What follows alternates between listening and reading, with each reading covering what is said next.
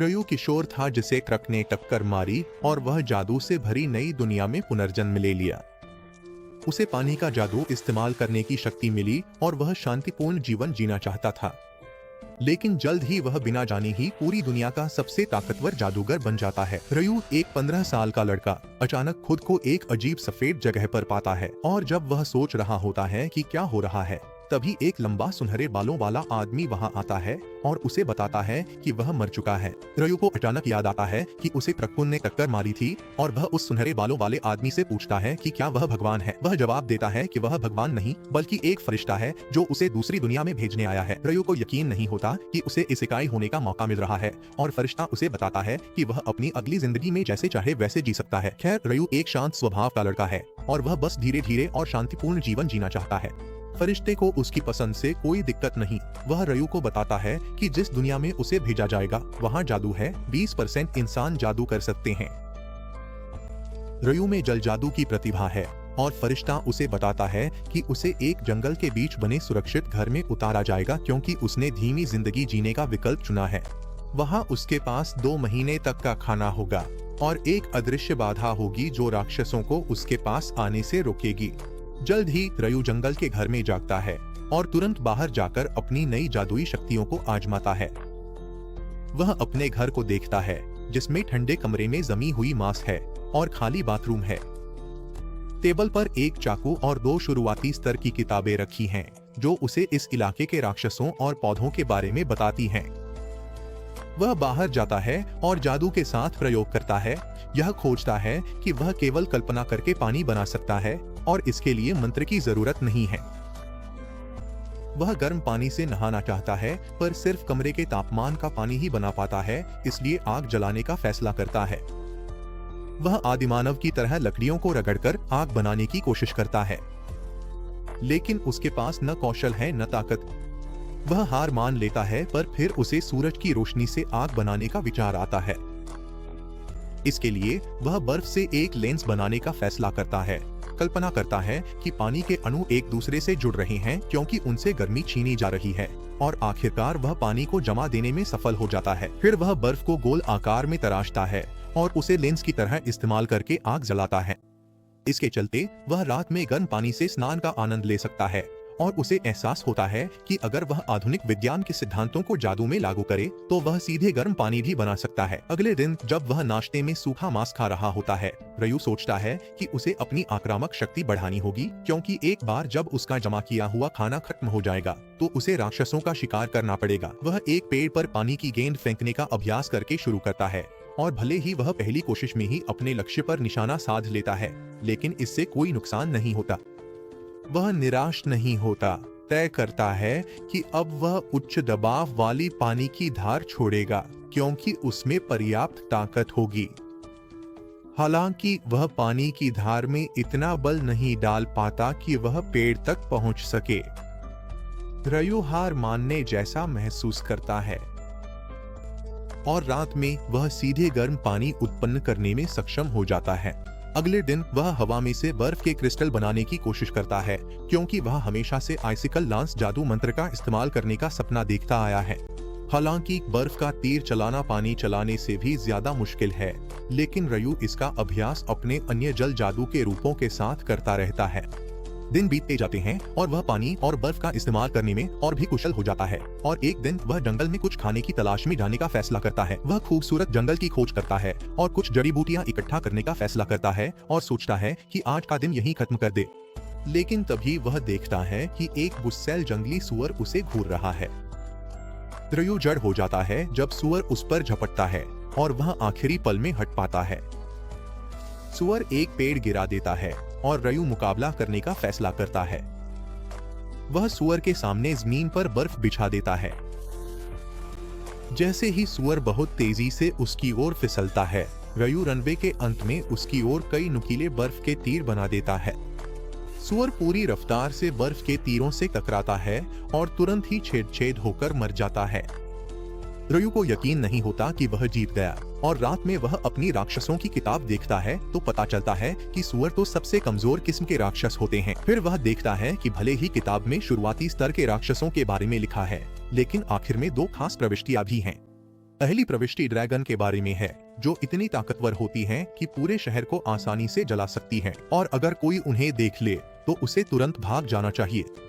दूसरा पन्ना राक्षसों के बारे में है, जो अज्ञात उत्पत्ति के प्राणी हैं, और किताब में बस यही लिखा है कि भगवान से दुआ करो कि कभी किसी राक्षस से सामना न हो, क्योंकि वह सीधा खेल खत्म होने जैसा है। रयु को एहसास होता है कि यह दुनिया बहुत बड़ी है और उसे जल्दी से जल्दी मजबूत बनना होगा। इसलिए अगले दिन वह अपने कपड़े उतारकर पूरी तरह टार्जन मोड में चला जाता है और फिर से जंगल की ओर निकल पड़ता है। इस बार एक हत्याराबाज उस पर हमला करता है और वह मुश्किल से उसकी पहली चोट से बच पाता है। फिर वह विशाल पक्षी उसकी ओर अदृश्य हवा की धारें भेजता है और रयु समझ जाता है कि यह राक्षस उसकी क्षमता से बहुत बाहर है। वह भागता है, पीठ बर्फ के ब्लॉक बनाकर हवा की धारों को रोकता है, पक्षी पर पानी छोड़ता है। हत्याराबाज हर हमले से बच जाता है और फिर पूरी रफ्तार से रयु की ओर झपटता है, लेकिन वह आखिरी पल में एक बर्फीली दीवार बना देता है, जिससे उसका हमला रुक जाता है। टक्कर के कारण उस पक्षी की एक आंख चली जाती है और इस बार वह पीछे हटने का फैसला करता है, जिससे रयु को काफी राहत मिलती है। हालांकि जब वह बांस से भाग रहा था, रयु अपनी दिशा का अंदाजा खो बैठा। घर पहुंचने की कोशिश में रयु को एक चमकती झील मिलती है, जहां सिरविहीन योद्धा और घोड़ा खड़े होते हैं। रयु हैरान रह जाता है और योद्धा उसकी ओर देखता है। वह सही सलामत घर लौट आता है और जंगल की खोज जारी रखता है, जहां वह राक्षसों से लड़ता है और आक्रमण जादू में महारत हासिल करता है। रात में वह फिर से झील पर जाता है, जहां सिरविहीन योद्धा उसका इंतजार कर रहा होता है। रयु को किताब में सिरविहीन सवारों या डुल्लाहान के बारे में कुछ नहीं मिलता और वह सोचता है कि वे उच्च स्तरीय राक्षस हैं या शायद उन्हें राक्षस माना ही नहीं जाता। वह यहाँ उससे मुकाबला करने आया है। रयु बर्फ की तलवार से सिरविहीन योद्धा पर हमला करता है, लेकिन वह वार नहीं कर पाता। इसके बजाय वह खुद ही वार झेलता है, लेकिन बर्फ की ढाल से रोक लेता है। वह थक कर गिर जाता है, लेकिन सिरविहीन योद्धा उस पर हमला नहीं करता क्योंकि वह उसकी ट्रेनिंग कर रहा है। जैसे ही वह उठता है, सिरविहीन योद्धा उसके पास क्रिस्टल चाकू लेकर आता है। योद्धा चाकू को पानी में डुबोता है और फिर उसे जमा देता है, जिससे वह बर्फ की तलवार बन जाती है। वह तलवार रयु को देता है, जो समझ जाता है कि सिरविहीन योद्धा उससे चाहता है कि वह इस तकनीक में महारत हासिल करे। इसके तुरंत बाद रयु का सामना उस हत्यारेबाज से होता है, जिससे उसने पहले लड़ाई की थी, लेकिन इस बार वह खुद के एक और भी ताकतवर रूप में विकसित हो चुका है, लेकिन उसने अपनी सारी शक्तियां खो दी हैं। विकसित बाज रयु पर हवा की धारदार चोटें भेजता है, जिसे रोकने के लिए रयु तुरंत बर्फ की दीवारें बना देता है। वह मुश्किल से उन हमलों से बच पाता है जो उसकी ढालों को चीरते हुए निकल जाते हैं, क्योंकि वे पिछली बार से कहीं ज्यादा ताकतवर हैं। रयु को भागने के लिए मजबूर होना पड़ता है और वह केवल बाज के हमलों को रोक ही सकता है। बाज अचानक उसकी ओर तेजी से बढ़ता है और रयु किसी तरह अपने सामने कई बर्फ की ढालें जमाकर उसके हमले को रोक देता है। वह बर्फ के नुकीले टुकड़ों से बाज पर वार करने की कोशिश करता है, लेकिन वह भी काम नहीं आता और फिर बाज एक सोनिक हमला करता है, जिससे उसकी बर्फ की ढालें तुरंत नष्ट हो जाती हैं। रयु को अब एहसास होता है कि वह मुसीबत में है, लेकिन फिर बाज दोनों को सचमुच और रूपक रूप से चौंका देता है जब वह उस पर बिजली का झटका मारता है। राक्षस उसे खत्म करने के लिए उसकी ओर झपटता है, लेकिन रयु किसी तरह अपनी क्रिस्टल तलवार निकालकर उसके हमले को रोक देता है। वह पक्षी द्वारा भेजे गए अदृश्य हवा के हमलों को भी काट सकता है और जब वह फिर से उस पर झपटता है तो रयु उसे छाती में भोंकने में कामयाब हो जाता है। बाज जमीन पर गिर जाता है और रयु उसकी ओर बढ़ता है, महसूस करते हुए कि वह इस राक्षस से 2 बार मिला। उनके बीच गहरा रिश्ता बन गया। वह बाज को धन्यवाद देता है कि उसने उसे मजबूत बनने के लिए प्रेरित किया। तलवार निकालकर उसे शांति से मरने देता है। इसके बाद रयु घर लौटने के लिए निकलता है। वहां एक ड्रैगन आ जाता है। आज उसका इस दुनिया में आखिरी दिन है। ड्रैगन उससे टेलीपैथी के जरिए बात करने लगता है। ड्रैगन उससे पूछता है कि क्या उसने एक काला बाज देखा है, और रयु घबरा जाता है, सोचता है कि कहीं उसने ड्रैगन के किसी साथी को तो नहीं मार डाला। शुक्र है ड्रैगन इस बारे में काफी शांत नजर आता है और यहाँ तक कि रयु की उपलब्धि की तारीफ भी करता है। फिर वह इशारा करता है कि जो हथियार रयु के पास है वह काफी दुर्लभ है, क्योंकि वह फेरी किंग की तलवार है। रयु को इस बात पर यकीन नहीं होता। और वह इस दोस्ताना ड्रैगन से, जो खुद को ल्यूइन के नाम से परिचित कराता है, इस दुनिया के बारे में और जानने का फैसला करता है। वे दोनों पूरे दिन बातें करते हैं, लेकिन शाम को ड्रैगन को घर बुला लिया जाता है और वह रयू से कहता है कि शायद वे फिर कभी मिलेंगे। दूसरी ओर एंजेल को अचानक पता चलता है कि उसने रयू की स्थिति में कुछ विवरण मिस कर दिए थे।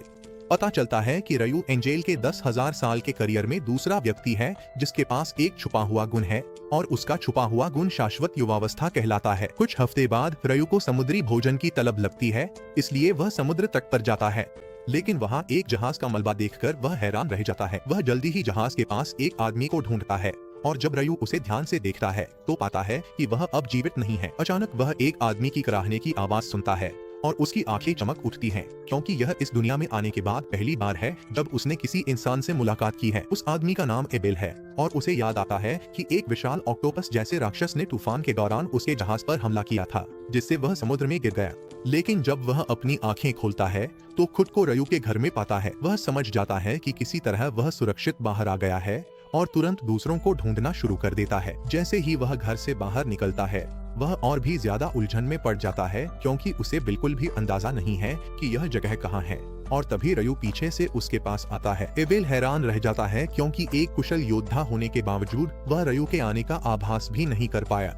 वह उसके पहनावे को देखकर भी चौंक जाता है, लेकिन पहले शिष्टाचार दिखाते हुए इस बारे में कुछ नहीं कहता। एबेल रयू से अपना परिचय देता है और उसकी जान बचाने के लिए उसे धन्यवाद कहता है। रयू जवाब देता है कि वह सिर्फ उसकी ही जान बचा सका, बाकी सब लोग तो पहले ही मर चुके थे जब वह वहाँ पहुँचा।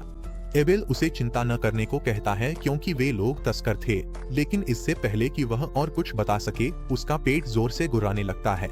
रयू उसे अंदर ले जाता है, जहां एबेल उसके कपड़ों का मुद्दा उठा देता है। रयू बताता है कि उसके पास कपड़े नहीं हैं, नहीं नए कपड़े बनाने के लिए कपड़ा है। एबेल कहता है, बस खरीद लो। वह तुरंत रुक जाता है, सोचता है रयू गरीब है, कपड़े खरीद नहीं सकता, लेकिन रयू उसकी ग्लानि कम कर देता है कि इस इलाके में उसके अलावा कोई रहता नहीं है।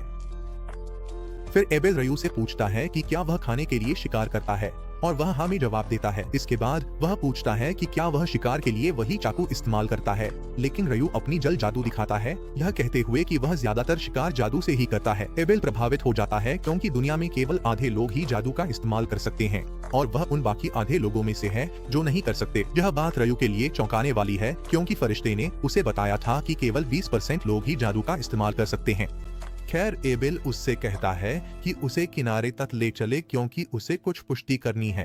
रास्ते में वह रयू से कहता है कि अगर उन्हें कोई खतरा हुआ तो उसे आगे जाने दे। रयू जवाब देता है कि इसकी जरूरत नहीं है, लेकिन एबेल जोर देता है, क्योंकि वह हमेशा बचाए जाने वाला नहीं बनना चाहता। रयू उसे अपनी मर्जी करने देता है और वे जल्दी ही उस टूटी हुई जहाज तक पहुंच जाते हैं, जहां सारी लाशें गायब हो चुकी हैं। एबेल सोचता है कि या तो राक्षसों ने या समुद्र ने उन्हें ले लिया, और वह रयू का धन्यवाद करता है कि उसने उसकी जान बचाई, क्योंकि वरना वह भी उसी हालात का शिकार हो जाता। फिर एबेल कहता है कि वह जो ढूंढ रहा था वह नहीं मिला और फिलहाल वह अपने दोस्तों से मिलना चाहता है, लेकिन तूफान ने जहाज को बहुत दक्षिण में भेज दिया और अब उसे समझ नहीं आ रहा कि किस दिशा में जाना चाहिए। उसे रयू से पूछता है कि क्या वह उसके साथ चलेगा। रयू यह सुनकर हैरान रह जाता है और एबेल कहता है कि उसे रास्ता ढूंढने में उसकी मदद की जरूरत है और फिर वह उसे ऐसी नौकरी दिला सकता है जिससे वह बेहतर हालात में रह सके। रयू उसके प्रस्ताव के बारे में कुछ देर सोचता है और आखिरकार वह एबेल का मार्गदर्शक बनकर उसे शहर वापस ले जाने का फैसला करता है। उस शाम वह अपने बगीचे को देखता है जिसे उसने बड़ी मेहनत से सींचा है, और सब कुछ छोड़कर जाने का सोचकर उसे थोड़ी उदासी होती है। रात को वह एबेल से कहता है कि वह किसी से विदा लेने जा रहा है, और भले ही शूरवीर उस व्यक्ति के बारे में जिज्ञासु होता है, वह इस मामले में दखल नहीं देता। इसी बीच रयू झील की ओर जाता है ताकि वह बिना सिर वाले शूरवीर से मिल सके और उसे बता सके कि वह लंबे समय के लिए जंगल छोड़ने वाला है। वह शूरवीर को लड़ाई सिखाने के लिए धन्यवाद देता है और फिर अपनी छुरी निकालता है, यह कहते हुए कि वह आज रात और भी ज्यादा जोर से लड़ेगा। बिना सिर वाला शूरवीर भी अपनी तलवार निकालता है और फिर रयू उसकी ओर झपटता है, अपनी लगातार वारों से उसे पीछे धकेलता है। एक लंबी और कठिन लड़ाई के बाद रयू थक जाता है और शूरवीर झील की ओर लौट जाता है। रयू एक बार फिर उसे धन्यवाद देता है और शूरवीर चुपचाप खड़ा रहता है। हालांकि जैसे ही वह अपनी जगह पर पहुंचता है, वह मुड़ता है और पानी के अंदर से एक जादुई कवच बुलाता है जो विदाई के तोहफे के रूप में है। कवच पाकर रयू भावुक हो जाता है और वह एक बार फिर बिना सिर वाले शूरवीर को धन्यवाद देता है, फिर घर लौट जाता है। अगली सुबह रयू और एबेल अपनी यात्रा पर निकलने के लिए तैयार होते हैं और रयू उस जगह को छोड़ने को लेकर भावुक हो जाता है जहां उसने इतना समय बिताया है। जल्द ही वे जंगल में एक जंगली सुअर से टकरा जाते हैं और एबेल उससे कहता है कि उसे यह मामला संभालने दे। वह अपनी तलवार निकालकर सुअर की ओर दौड़ता है और फिर एक युद्ध कौशल का इस्तेमाल करके उस बेचारे जानवर को डोनट बना देता है। रयू हैरान रह जाता है और पूछता है, युद्ध कौशल क्या होते हैं? और एबेल समझाता है कि जो लोग हथियारों से लड़ते हैं वे युद्ध कौशल का इस्तेमाल करते हैं। वे रात को एक खोखले पेड़ में डेरा डालते हैं और अगले दिन वे जंगल के रास्ते अपनी यात्रा फिर से शुरू करते हैं।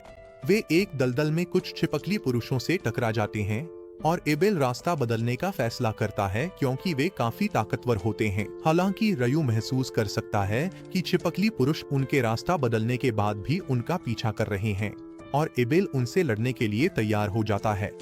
रयू उसे बताता है कि वे बहुत ज्यादा हैं और वह दो से लड़ने के लिए अपनी जादू शक्ति का इस्तेमाल करेगा। एबेल सोचता है कि रयू अपनी छड़ी के बिना लड़ नहीं पाएगा, लेकिन वह हैरान रह जाता है जब रयू अपनी आइसिकल लांस से 4 छिपकली पुरुषों को पल भर में ढेर कर देता है। लड़ाई खत्म होने के बाद एबेल रयू से पूछता है कि उसने अभी कौन सा जादू इस्तेमाल किया था। वह जवाब देता है कि यह तो बस साधारण आइसिकल लांस है, लेकिन एबेल उसे बताता है कि उसके वायु जादूगर दोस्त एक बार में केवल एक ही हमला कर सकते हैं जब वे जादू का इस्तेमाल करते हैं, लेकिन उसने एक साथ 4 आइसिकल लांस बुला लिए।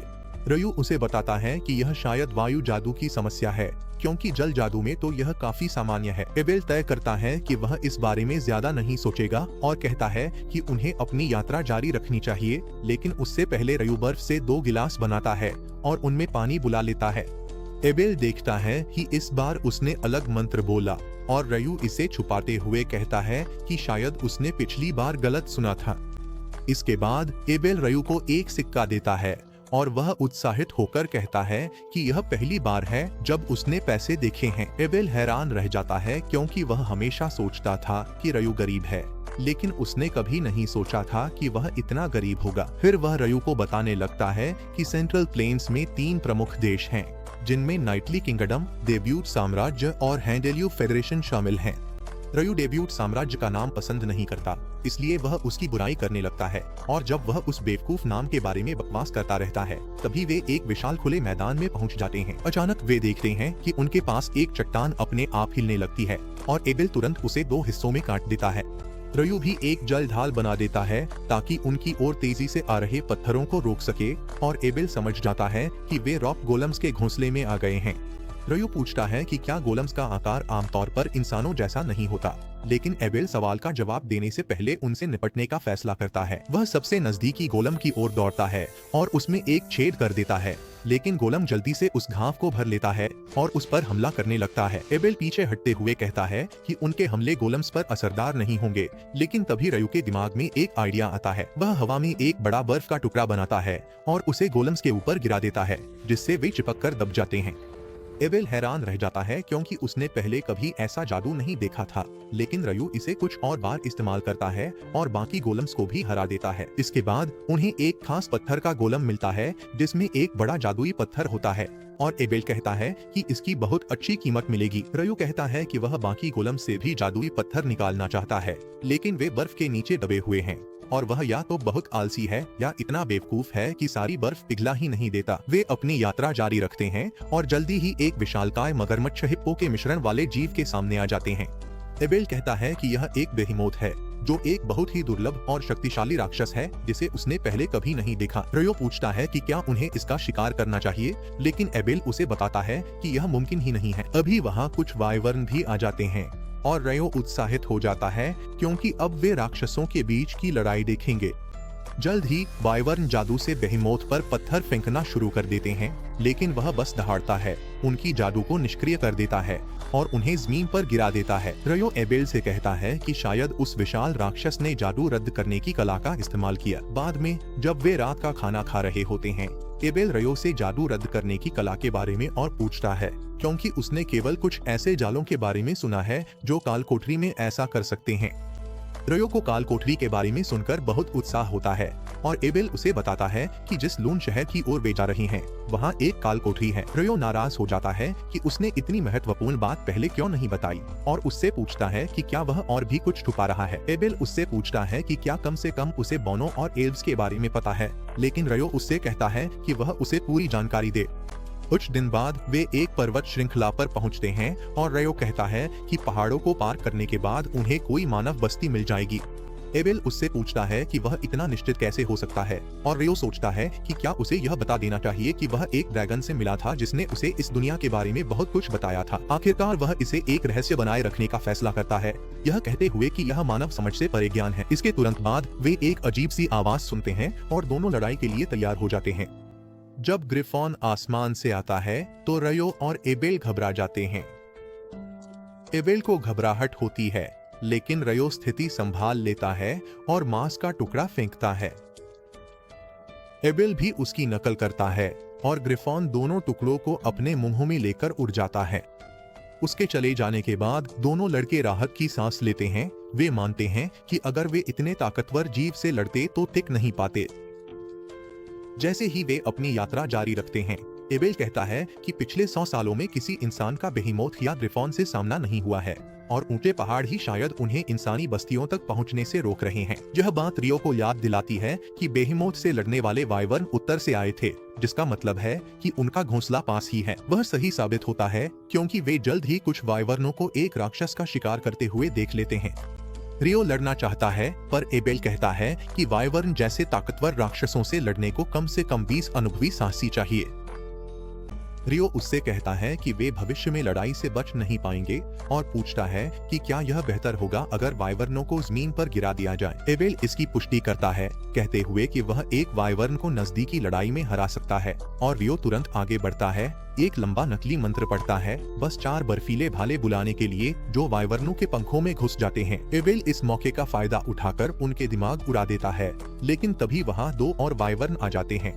रियो इस बार बिना मंत्र पढ़े बर्फीले भाले से जमीन पर गिरा देता है, जिससे एबेल को शक होने। खैर, वे वाइवर्नों को हराते हैं, जादुई पत्थर इकट्ठा करते हैं, फिर उत्तर यात्रा जारी रखते हैं।